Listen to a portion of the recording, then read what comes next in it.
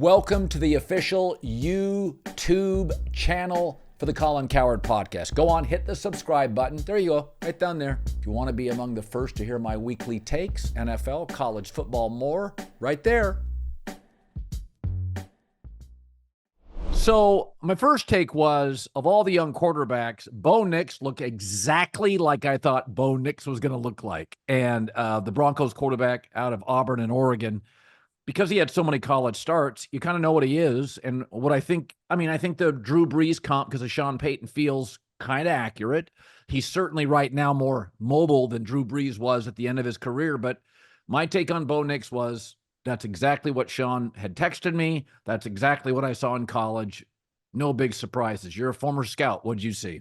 Yeah, I think him and Michael Penix are two guys that played in college football for felt 10 years. And they played each other, it felt like, 4 or 5 times over the last 18 months Right. in massive games. And starting with Bo Nix, he got dinged a lot because of the offense he played in, right? Threw it parallel to the line of scrimmage all the time. It used to happen forever with the Leach offensive guys. The spread offense, Hawaii, Mike Leach, wherever he was, then Oklahoma started. You didn't need a big arm quarterback. Yeah. And I remember watching him in college going, I think his arm's a little bit better than the way he's getting, I would say, kind of pigeonholed as a player. And you watch him today, I don't want to say he's not Brett Favre or Josh Allen, but his arm strength is well above average in the NFL. And that touchdown pass he had was in and out of his hands in the corner of the end zone, hitting the guy accurately at the front of the pylon. It doesn't get any better than that. The velocity, the accuracy, how quick it is. And then obviously you see, again, Patrick Willis isn't exactly chasing him, but clearly his athleticism moving around translates. And he's confident. Like, that was the thing with Trey Lance when the Niners got him. His athleticism, he wasn't confident in it because he had never been chased by the caliber of player. Bo Nix has been playing the best of the best, like I said, for 10 years in college. And athleticism, movement-wise, clearly what Sean Payton wanted to do, and this didn't work out because he's not a quarterback, was a guy like Taysom Hill who could move around and throw. Drew Brees was stagnant in the pocket. Now, he's great at it, but the modern day football, you have to be able to move to throw. I don't need you to be Lamar Jackson, but you got to be able to keep plays alive. You notice all these rookie quarterbacks? They're all athletic and they all can throw on the move. And Bo Nix clearly can. And I know Sean, kind of old school, not naming the starter, had him down. This thing's over. Like, I don't even know who the Broncos play week 1. He's your starting quarterback week 1. Yeah. Do you agree with that? Like, this thing will play itself out. I think you want to make him earn it. Sean is not one of these new age 38-year-old offensive coordinators. But this thing played itself out today in front of everyone's eyes. Like, there's no point in putting. It'd be one thing if they had Peyton Manning or something. This Jared Stidham. Like, this thing's a wrap. Well, and the other thing, he looked more comfortable in the pocket. One of his backups, Zach Wilson, did in any game in New York. His feet were great. He was set. That's a lot of it, just college starts. And the other thing is he played in the SEC, so that's the best defensive conference easily. And then when he went to the Pac-12, that's probably the best the Pac-12's been in my lifetime. I mean, Washington was good. Oregon was good. Utah could thump. Oregon State was good. USC could score. Arizona won 7 in a row and beat Oklahoma in a bowl game. The conference was really UCLA was good on defense these last couple of years. They had a top 15 pass rusher.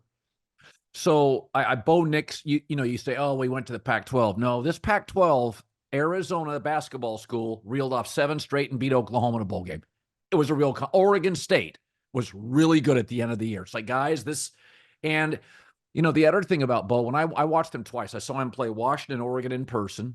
I saw him at the 40 end zone. And then I went 2 weeks later, I think it was, or whatever it was, I went to the Utah game and I got like second row seats. I called a buddy. I got right down on the field, right behind the Oregon bench because I wanted to watch he and Penix.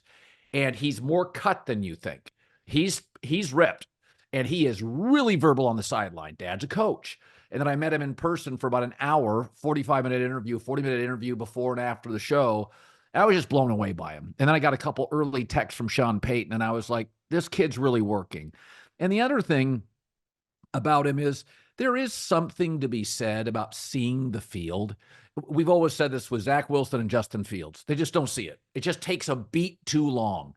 Bo sees the field. And some of this is not only did he play at 2 schools, I believe he had 5 different coordinators in 5 years. It could be 4, but I think it's 5. So, John, this kid has had to pick up. We've never seen this kid have the same system back-to-back years. Well, think about this, Colin, and we've talked about this many times. All the best quarterbacks right now in the NFL have struggled at points in time early in their career. A lot of them in college. Mahomes was on a team getting their ass kicked by any good team, right? Did not have any. Josh Allen begged schools like Fresno State for a scholarship. They said no thanks. Lamar got drafted 32nd in a draft that had a bunch of quarterbacks. His own team drafted another player before they drafted him. Justin Herbert was kind of an afterthought after Joe Burrow and Tua Tagovailoa.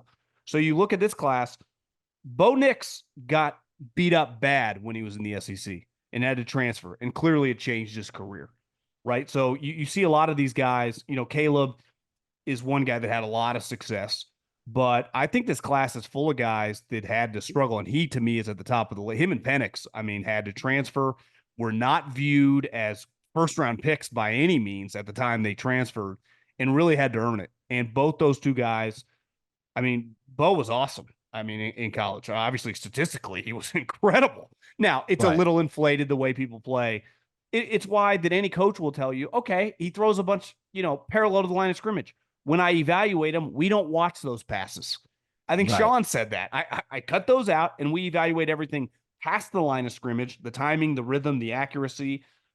Yeah, I was pretty blown away. I was bullish on him just because of his coach, but his physical skills, that's the other thing. Him and Caleb Wright aren't super tall, and it stands out when you see them. They're not 6'4", 6'5". Both of them are thick. Both of them are built. Russell, who's shorter than those guys, had that same thing early on. You're like, well, he looks like an NFL guy physically. Kyler, who's even shorter than that, also built, and that matters. And that's like watching Jaden, very physically gifted, throws a beautiful ball, but God, he's skinny. And Bo Nix has this innate ability because he's been a runner his whole life. And he played in the SEC. He's not playing hero ball, get out of bounds, get down. Like I'm getting Caleb yesterday had a great slide. Like you can't be running around. JJ McCarthy yesterday had a run. There were 2 defenders. He kind of lowered his shoulders. Like, you can't do this. And I understand John Lynch and Steve Atwater, the game has changed, but that's the only time when these defenders, they can't hit you all preseason because the starters don't play. Joint practices, there's no tackling. The regular season game, for 17 of them, when you cross that line of scrimmage and you're erect, they're coming at you. And I know these guys are a little smaller. They've never been faster. So these linebackers, now they don't weigh 260. They weigh 228 or 234. They're running 4.44s. And they will destroy. They'll break your collarbone. They'll break your leg. Well, so that's what happened to Baker Mayfield. That when he got his collarbone broken, he tried to size up a safety, I think it was. Guy ran over him. Can't do it. I remember early on in Derek Carr's career, he tried to stiff arm Pac-Man Jones. He's lucky he didn't break his hand. He hurt his thumb. You cannot, these guys, and I think Bo Nix, very unique situation when you say to go to a coach like this with the experience he has. But to me, the physical skills were pretty, God, I guess I didn't quite realize how strong his arm was. It jumped off the TV this morning. Hey, are you not playing best ball at DraftKings? My opinion, you're missing out. DraftKings Best Ball Millionaire Contest is their biggest fantasy contest ever, and that's saying something. They're taking $15 million and putting it into the prize pool. $15 million. 2 millionaires, not one, 2, will be crowned each week. Still not convinced? Check this out. DraftKings offering everybody a draft one, get one special. Your $20 entry fee, and that's all it costs to get involved, $20. This is really nice. Gives you a bonus ticket.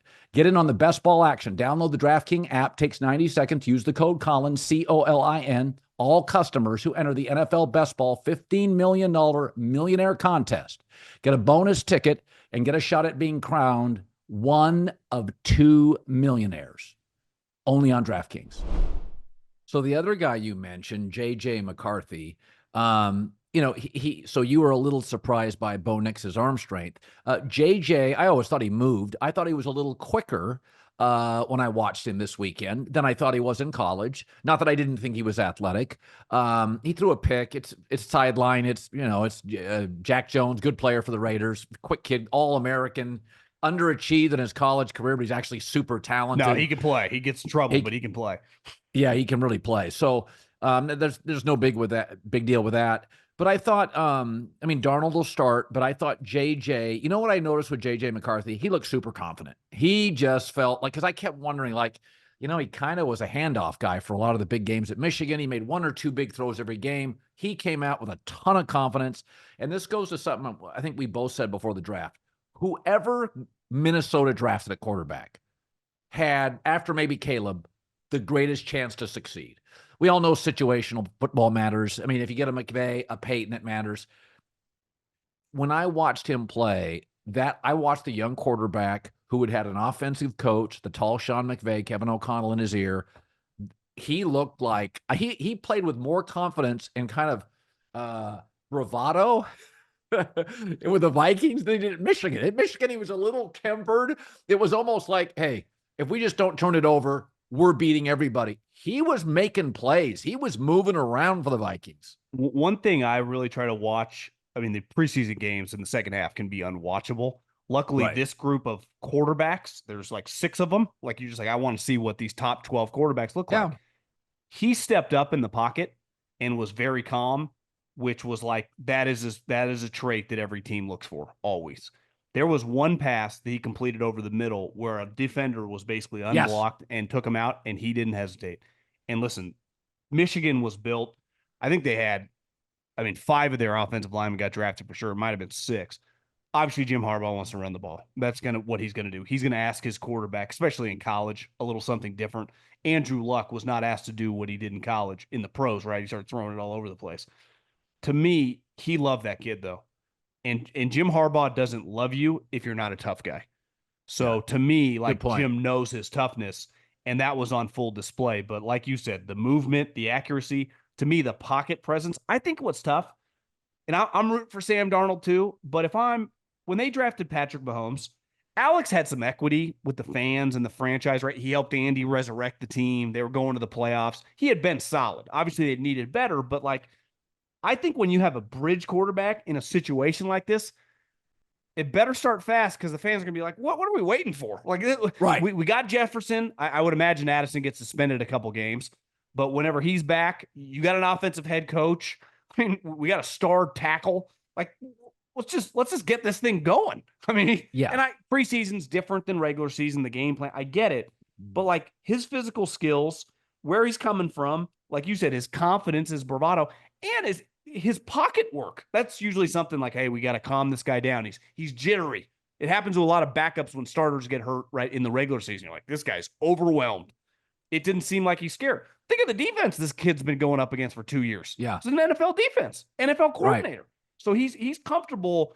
The bright lights, everything, that Harbaugh brings. Like, this guy's been at, like Alabama, Georgia level for these last couple of years, just what he's feeling on an everyday basis. And practice in the NFL is hard. So I think he just looked comfortable, which to me, I always project. This guy didn't really look like a huge project to me. Hey, football fans, if you're looking to dominate your fantasy league next year, then we've got the channel for you. From the NFL draft through training camp in week 1 to Super Bowl Sunday, Fantasy Pros is the home of football content you cannot afford to miss. Subscribe today, and your team will be in championship form in no time. Yeah, I thought Darnold would be more athletic than JJ McCarthy, a little bigger than JJ. He's a thicker kid, but I thought JJ looked like Sam Darnold. He looked a little quicker. Are you better off, though? Like, I don't think Minnesota's a playoff team. So are you better off? I'm a big believer. You learn through experience. You learn by doing. That's what we say at Harvard or the West Cal Poly. But I do think it's true. The more you do something, the more comfortable you get at it. I don't care if it's radio, podcast, sales, or playing quarterback. You can only gain so much sitting behind a guy. And if Sam Darnold, the leash, it's a 1-year deal. It's not like the Kirk Cousins Penix situation. So you already know the outcome in the future.